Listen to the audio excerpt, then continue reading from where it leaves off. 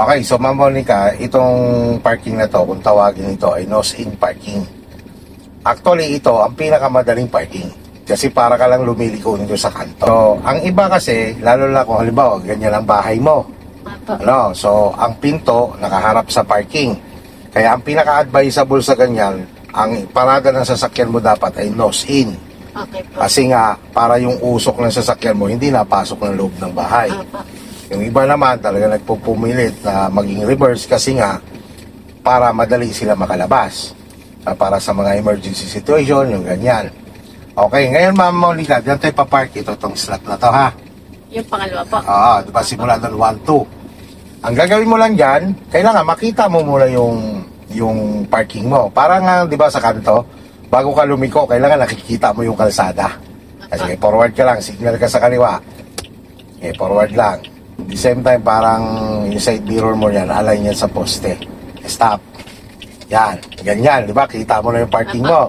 O sagad mo manibela mo sa kaliwa. Hindi, sagad. Forward. Alam mo, mag-aalangan ka sa poste na yan, may stop. Yan, halimbawa, o tatama, o atras ka ngayon. Okay, lagay sa reverse. Sagad mo naman sa right up.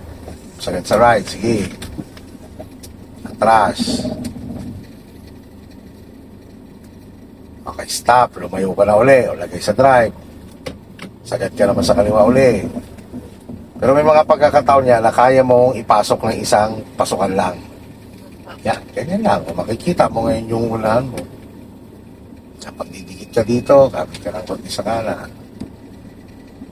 Okay, stop. Yan. Madali lang yan, di ba? Pinakamadaling parking. Ngayon naman, sa mga baguhan, ang nakakalito nito, yung paglabas. No? So, ganito naman ang paglabas niya. So, siyempre, ang gagawin mo muna, ilalabas mo muna ang kotse mo. Ganito ha, sige, tuwid si manibela, hazard. Tapos, reverse, lilingon ka muna. No? Lilingon ka muna sa likod. Baka mamaya may nakaharang. Sige, atras ka lang ng diretsyo. Sige lang. Baga, ilalabas mo muna ang iyong side mirror. Yan, pagka ganyan ang posisyon mo, lingon ka naman kaliwat kanan. Sige, atras pa. Yan, lagpas mo ngayon ang iyong side mirror sa poste. Sige, lagpas mo. Stop. Yan, di ba, si side mirror pa lang ang lumagpas. Dahil kanan ang ating punta, kaliwa ang kabig mo. O, isang ikot lang muna, isang ikot. Isang one turn lang muna kaliwa. One turn, atras. Pag ang unahan ng kotse mo, pumantay na o lumagpas na sa poste, pwede ka lang sumagad ng manibela. O, sagad. Yan. Okay, stop. So, depende naman yung sa sitwasyon mo sa likod. Kung halimbawa, wala ka ng space sa likod, forward ka. Yan, sagad sa kanan. Yan, ganyan lang naman yung sa nose. Okay po. Yes, mo siya. Okay.